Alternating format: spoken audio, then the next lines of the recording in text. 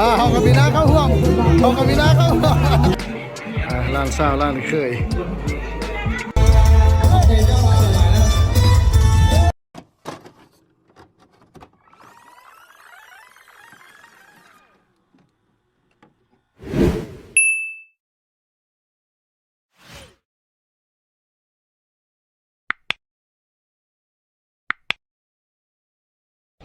คลิปฮัลโหลสบายดีสามเน็ตหลังจากบ่ได้พอกันดนที่ว่าบ่ได้ออกบ้านดนเนาะ ในฮอบจักเดือนก็จื้อบ่ได้ละมื้อนี้สิพากันออกจากบ้านเพื่อไปเห็นด่านแดนไกลนิดนึงเดินทางไปอุดมไสวันนี้บ่มาแต่ซ่องคนเนาะมีผู้เฒ่ามานำไปซะละ6คนไปเลาะฟ้อยอยู่พุ่นละคลิปนี้มันสิไป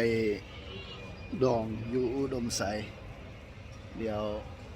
เดี๋ยวออกบ้านเฮ็ดคลิปไปเบิ่งซะเนาะไว้เป็นที่ระลึกเด้ไปเดี๋ยวเบิ่งบรรยากาศเรื่อยๆแล้วก็พอกันอุดมไสกับพาเบิ่งบรรยากาศงานดองนะ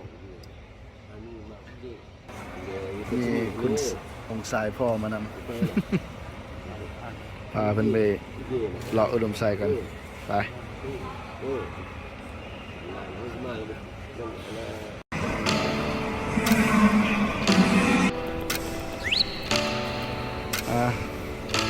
เหมือนเดิมบรรยากาศเหล่าท่าขึ้นรถไฟ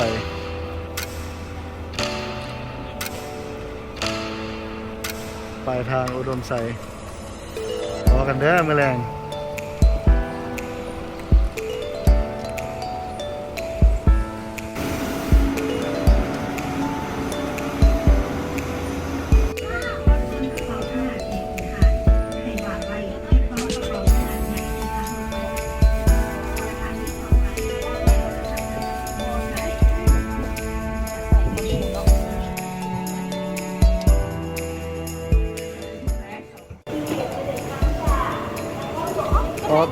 สถานี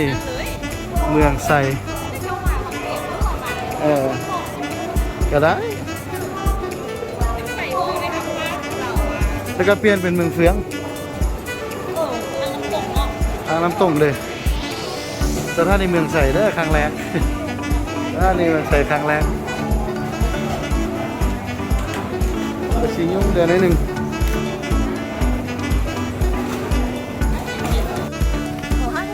สถานีเมืองไสได้สถานครับสถานที่เมืองไสเป็นที่เฮียมห้อยครั้งแรกคาดคะเนว่าจะให้เก็บให้มันครบทุกสถานีแต่ว่าจากอีปีได้เนาะให้เพื่อนมาฮับแล้วไปรถคันได้เดี๋ยวพาเมาลงเสาด้วย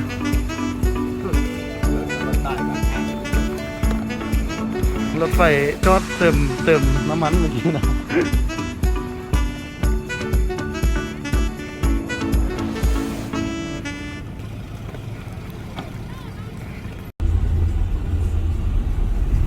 สถานีเมืองไส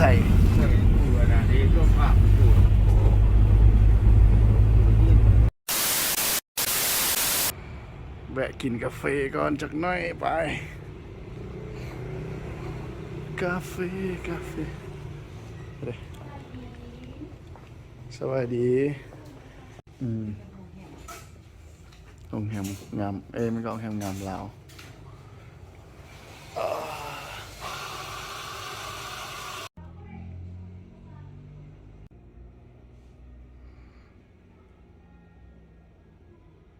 A few moments later เดี๋ยวนี้กำลังไปเมืองล่าเจ้าซิ่งขับHello คิดซิวมาสุดนี้ทางรถไฟเนี่ยแล้วกันทางรถไฟเช่ารถตู้ไปเมืองล่าไปไหว้พระเจ้าซิ่งคำ เพราะว่าห้าเขามีโดนได้มาเนาะแล้วก็มีเวลาว่างได้ก็เลยว่ามาลงก่อนเดี๋ยวไปไว้สักการะบูชาเพิ่นก่อนบ่ได้มาหลายปีแล้วไป ใช่ เบิ่งบรรยากาศไปเรื่อยๆ ทางก็ดีอยู่เลยเนาะ ใช่ว่าทางก็ดีขึ้นเลย ซ่อมเป็นดีกว่า2-3 ปีล่างเข้ามา รู้สึกว่าทางกว้างขึ้นเนาะ อืม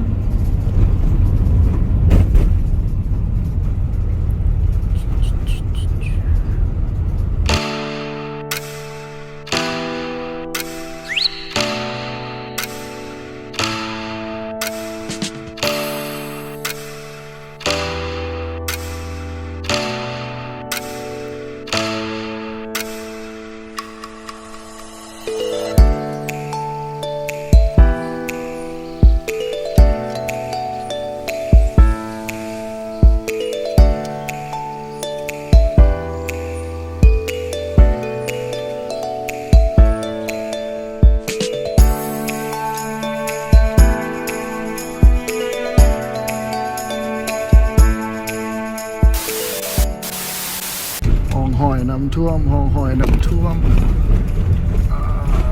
โถที่วันนักหน่วงเมืองล่าเขตเมืองล่าห้องหอยน้ำท่วมลำไร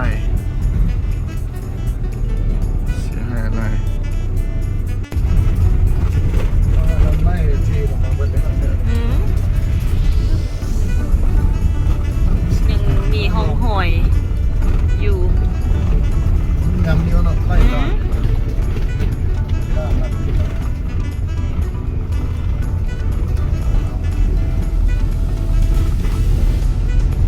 ไล่สุดเลย เนาะแถวนี้นี่โอ้หนักอะหนักคุณเดะไอ้มันเป็นรองนำมาดู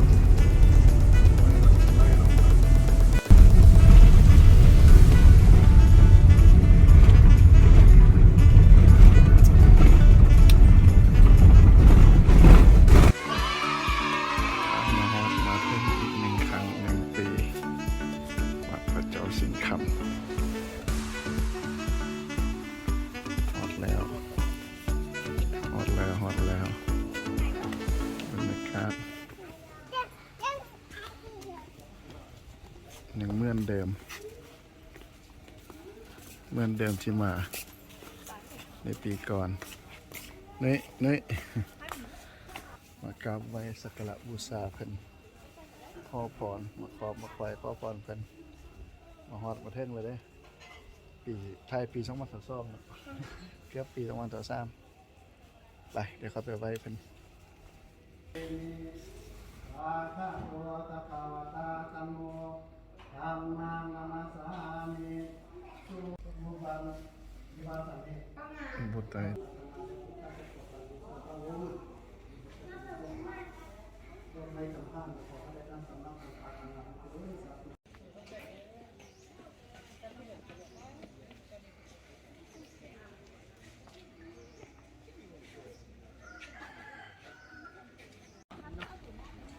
บอกเขาเข้ามาแต่เถอะจอนนี่แหละแต่ตะกี้เพิ่นยังบ่ปูบรรยากาศหอบๆหนึ่งคือเก่าวันคลายเครื่องมาปีนั้นเดือนนี้ยังบ่ทันเลยปูยางแม่นละ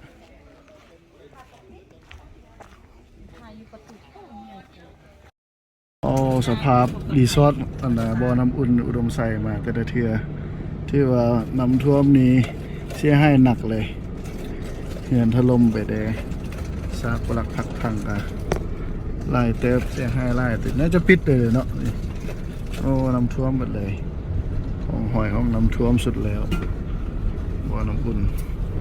นี่ซอสบ่อน้ำอุ่นแม่นแล้วไอ้ตัวนี้นี่เหรอวะนี่ซอสบ่อน้ำอุ่นให้เลยเหรอที่สันนี่เห็นบ่คั่วแล้วเห็นบ่พังหมดเลยเสียหายหมดเลย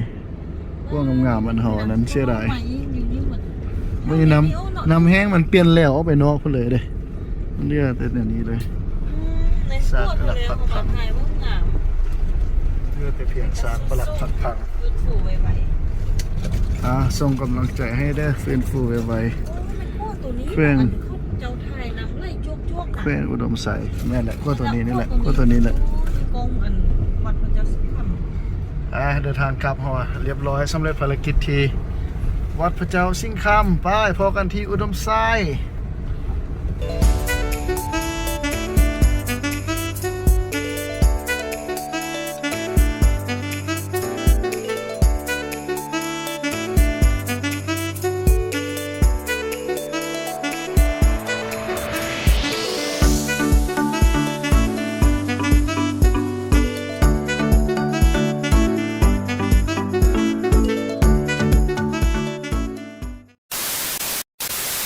The next day.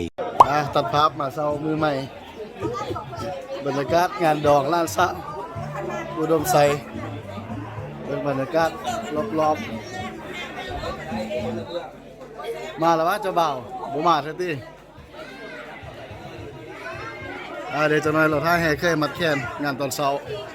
เดี๋ยวเบิ่งบรรยากาศเป็นกันเรื่อยๆไปล้านสาวล้านเคย แล้วเวียกกินเมาแล้วเวียก บรรยากาศเกี่ยมท่าเบาเคยที่กำลังจะแห่เคยมา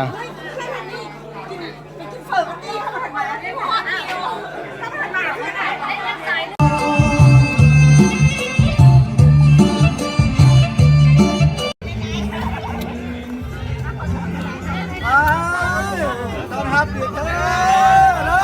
จบแล้วตายแล้วสู้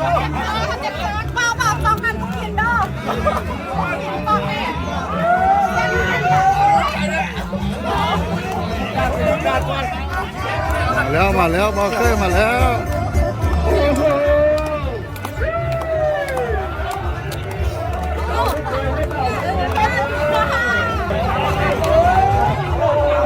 ด้านหน้าเจอกันแล้วด้านหน้าเจอกันแล้ว สู้ด้านหน้าสู้ด้านนอกด้านหน้าด้านทับอิฐนี่มีด้านซ่องด้านซ่องเก็บท่าอยู่ถึงด้านซ่องเก็บท่าอยู่ถึงเดี๋ยวมาเบิ่งท่าเก็บท่าอยู่ถึงอันนี้ด้านซ่องเด้อซ่องเก็บท่าแล้วเด้อโอ้ขบวนใหญ่ไล่ฟืดด้านซ่องเฮ้ย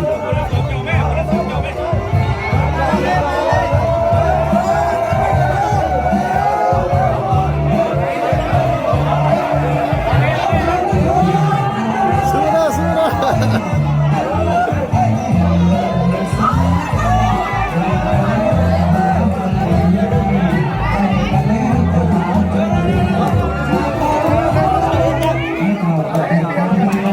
บอกเคยกันมาแล้วหอ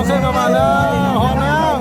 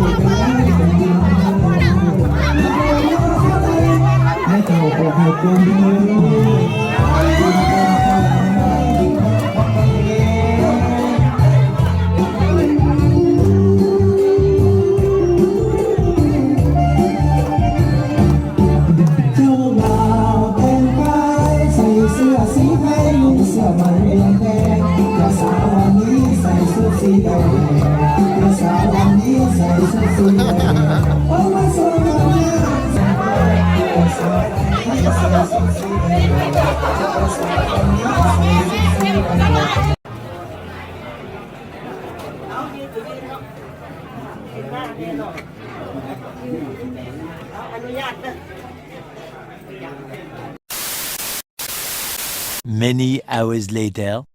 พักนี่พอมีเวลาย่างเลาะซอกกิน ชมบรรยากาศของเมืองใส่นิดนึงตอนแรงก่อนมื้อแรงอีเมาที่เนาะ มียังวะย่างมึงดูมียังกินเที่ยวหงแหม ยังยังไงบ่มีรถ เที่ยวหงแหมเพราะว่าส่งรถก็เจ้าแล้วเนาะบ่อยากเศร้าอีกแล้วเมื่อคืนเมื่อค่ำกันมีแต่ไปงานเลี้ยงเลยเด้เศร้าสิบุกไปได้ใส่รถได้ก็เลยย่างเอาไปเลาะกินมันมีอย่างไร ก็จะตรงผ่านก็จะทางผลก่อน ผ่าเลยได้ไป ยางเถอะ นี่อันนี้มันหาได้ ทางหลบฝั่งเมือง กินนี่ป่ะมึงดูไอ้ได้มีเฟยหมูกรอบอ่ะข้าวเปียกเส้นหมูกรอบนี่แต่ลองย่างเบิ่งเต็มก่อนมีหลายหานอยู่เป็นหานปิงเบะมันหานปิงเบะ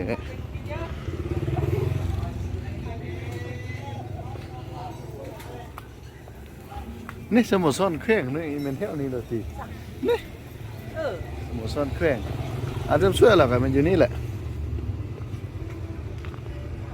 นี่ตีน้าสมุทรซ่อนเครื่องมันเท่านี้แหละนี่กระเมนรอน้าสมุทรซ่อนเลยเด็กอันปิงเบะ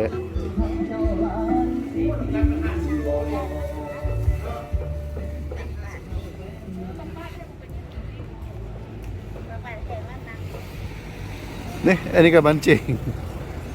งเหรอวะร้านสมุทรซ่อนแข้งซีเมนนี่แหละโถห้าหลังไหมนี่แหละเท่านี้แหละ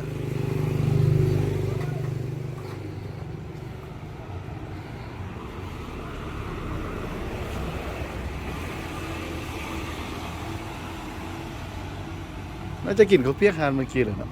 ไปเราโถท่ามเราส่งโลเคชั่นให้บ่เลาะแถวบันเจงนี่สมุทรซ่อนแขวงเหรอสองหานเส้มช่วยเป็นสิมาเส้มช่วยเลย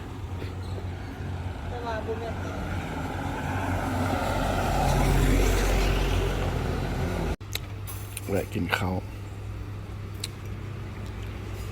ข้างโรงแรมนะแซ่บสปาเกตตี้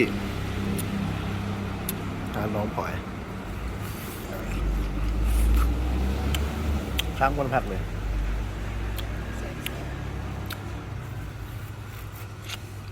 ครับโอเคกินข้าวก่อนเมนูเฮามาแล้ว เมนูข้าวขาหมูเหมือนเดิมไปเลย 3 hours later. งานตอนค่ำลองอุดมไซ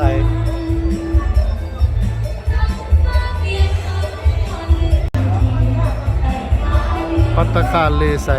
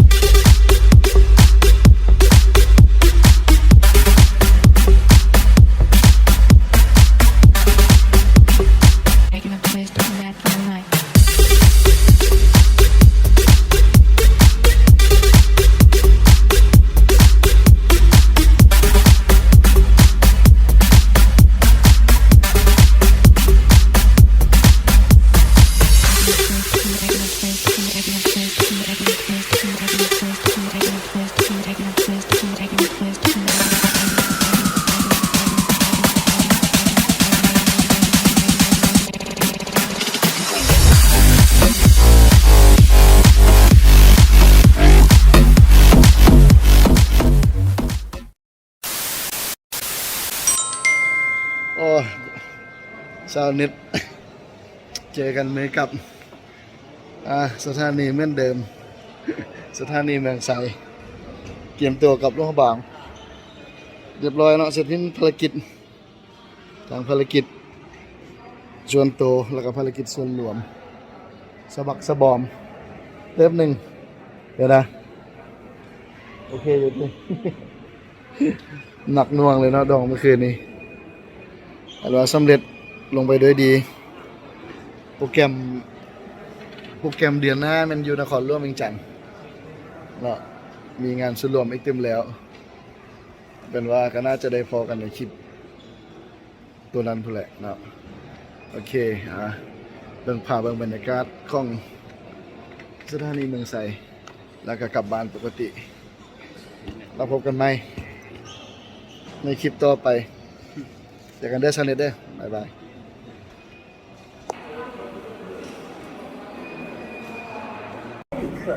请照看好您的小孩，以免走散。